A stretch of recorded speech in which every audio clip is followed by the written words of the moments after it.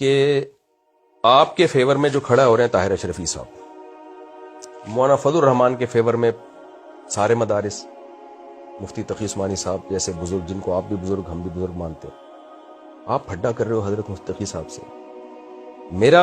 میں کہتا ہوں اگر ترازو کے ایک پلڑے میں مفتی تقی صاحب ہیں، یا ایک طرف ووٹ مفتی تقی صاحب مانگ رہے ہیں، اس کے مقابلے میں ایک طرف میرے پیر و مرشد مفتی عبدالرحیم صاحب ہیں، میں ووٹ مفتی تقی صاحب کو دوں گا، سیدھی سی بات، چاہے میرے پیر و مرشد ہی ہو۔ صحیح ہے۔ ظاہر ہے وہ سینئروں کے سینئر ہیں، تو یہ بات میرے جیسے جو شادیاں کرتا رہتا ہے، جس کو بے وقوف سمجھا جاتا ہے، اس کی سمجھ میں آ رہی ہے کہ جہاں، اور ایسی پوسٹیں بھی آ رہی ہیں، یہ عبدالرحیم، یہ تقی عثمانی، مفتی عبدالرحیم صاحب کے ساتھ طاہر اشرفی صاحب، مولانا فضل الرحمان کے ساتھ مفتی تقی صاحب، قاری حریف جالندری صاحب، ووٹ کس کو دو گے؟